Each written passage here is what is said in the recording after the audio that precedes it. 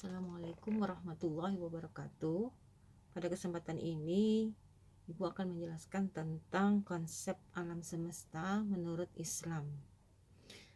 Baiklah, secara ringkas ya, di sini Ibu ingin menjelaskan pembicaraan tentang proses penciptaan alam semesta ini. Banyak ayat Al-Quran yang menyebutkan tentang hal itu. Namun penjelasannya itu bersifat garis besar. Karena Al-Quran memang bukan kitab kosmologi atau kitab tentang ilmu pengetahuan tentang penciptaan alam. Karena ayat-ayat Al-Quran itu membicarakannya secara umum, maka bermunculanlah bermacam-macam penafsiran dari para mufassir atau para filsuf muslim ya. Di antara ayat-ayat tentang penciptaan alam itu ada satu ayat, yaitu di surah Al-Anbiya ayat 30 yang berbunyi, A'udzubillahi minasyaitonirrajim.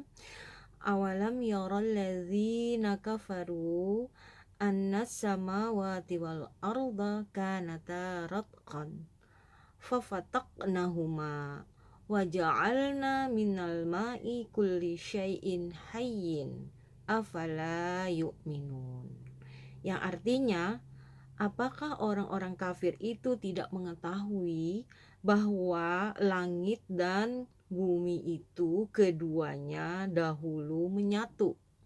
Kemudian kami memisahkan keduanya dan kami menjadikan segala sesuatu yang hidup berasal dari air. Maka tidakkah mereka beriman? Di ayat lain seperti surah Hud ayat 7, bahwa Allah menyebutkan proses penciptaan alam semesta itu terjadi dalam 6 hari atau 6 masa.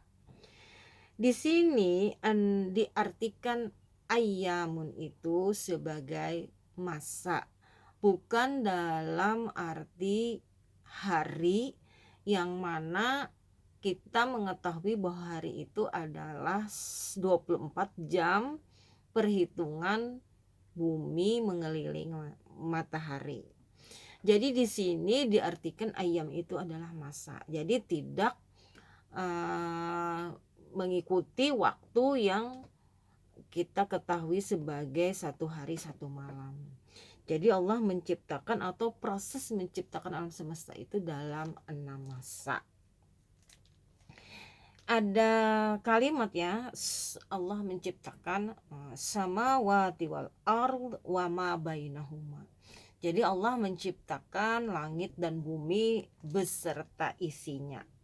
Wa ma bainahuma itu adalah komponen-komponen atau benda-benda materi-materi yang ada di antara langit dan bumi.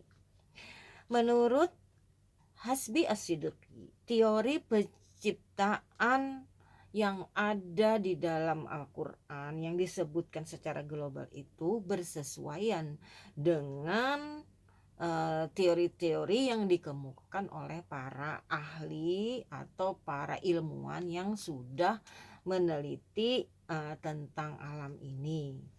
Yang pertama, sebelum terciptanya langit dan bumi itu hanya terdapat zarah-zarah yang menyelimuti, yang menyerupai kabut dan air yang menjadi unsur pokok terjadinya langit dan bumi. Jadi di situ sudah ada ya persesuaian antara penelitian dengan yang disebutkan di dalam Al-Quran. Seperti yang di ayat tadi, bahwasanya dulu langit dan bumi itu adalah satu, kemudian Allah memisahkan antara keduanya. Kemudian yang kedua, setelah Allah memisahkan antara keduanya, menurut teori mungkin itu ya sangat panjang pembicaraannya, Allah menjadikan udara dan mendinginkan bumi melalui proses itu ya, agar makhluk hidup bisa hidup di atas bumi itu. Lalu Allah mendinginkan bumi itu. Kemudian setelah mendinginkan bumi, setelah berproses di antara keduanya itu ada udara yang bergerak, kemudian ada terjadi hujan dan pembentukan sungai dan laut dan juga sungai. Yang ketiga, yang dinamakan langit itu bukanlah planet-planet, tetapi itu adalah ruang yang tidak ada batasnya, yang manusia tidak tahu di mana batasnya, yang hanya Allah saja yang tahu itu ya. Jadi ruang itu sangat luas, di mana di situ tempatnya beredarnya bintang-bintang, galaksi-galaksi, bintang-bintang, dan juga planet-planet beredar di sana. Jadi di antara yang tidak terbatas tadi, di situ beredarnya bintang-bintang, galaksi, dan planet-planet itu ya. Nah, itulah menurut teori yang ada di dalam ayat, walaupun ayat-ayat yang menyebutkan tentang penciptaan alam semesta itu banyak ya. Bisa disimpulkan bahwasanya prosesnya itu terjadi lama, waktu disebut cittati ayam itu ya. Waktunya itu dalam penafsiran itu berbeda-beda, para mufassir menjelaskan tentang cittati ayam itu. Yang jelas dia berproses. Kemudian itu dari para mufassir yang menjelaskan tentang ayat tentang penciptaan tadi. Kemudian alam semesta ini juga ada dijelaskan dari teori-teori para filsuf Islam ya, para filsuf Islam. Di antaranya disebutkan di sini yaitu Al-Farabi.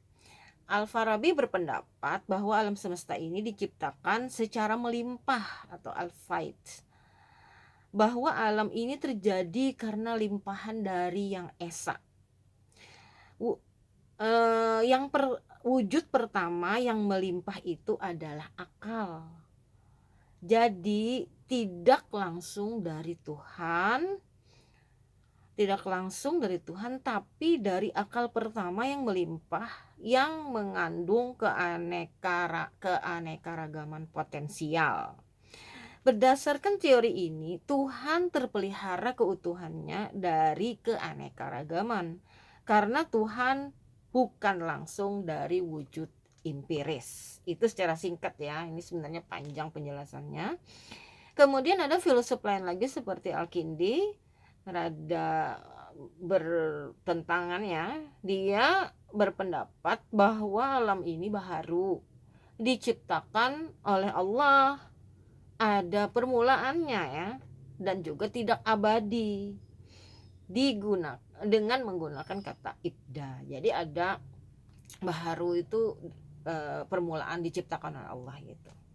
Di sini walaupun Al-Kindi itu telah melahirkan perspektif baru ya, yang mungkin agak bertentangan dengan Al-Farabi tadi, namun dari semua intelektual muslim itu, Al-Farabi lah yang telah meletakkan filsafat Islam itu di atas asas yang lebih kuat dan kokoh.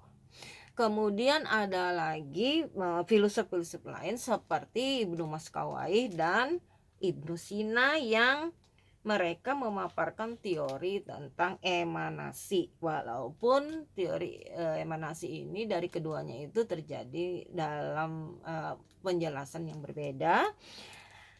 Yang Ibnu Maskawai menjelaskan bahwa emanasi itu adalah entitas pertama yang memancar dari Allah.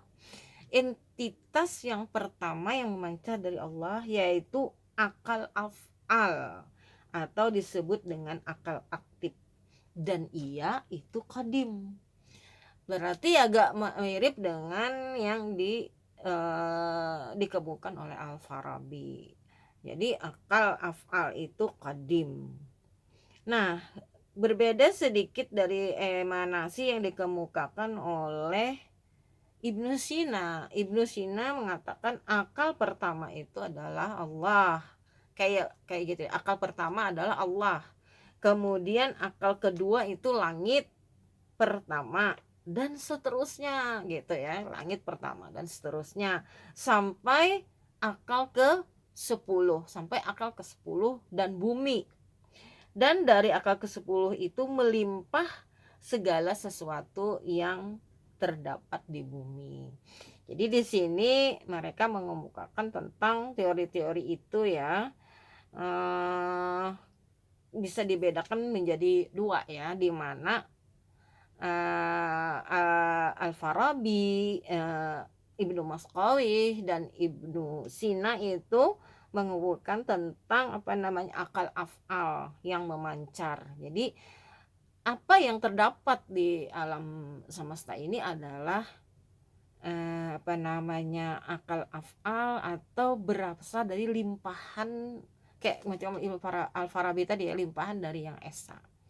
Kemudian dia qadim, berbeda dengan Al-Kindi yang mengatakan bahwa alam ini adalah baharu dan dia diciptakan oleh Allah, kemudian dengan menggunakan kata ibda dan juga tidak abadi. Baik, untuk lebih jelasnya kalian bisa melihat sendiri mungkin ke PPT yang lebih lengkap penjelasannya ya, dan bisa kamu pahami sendiri.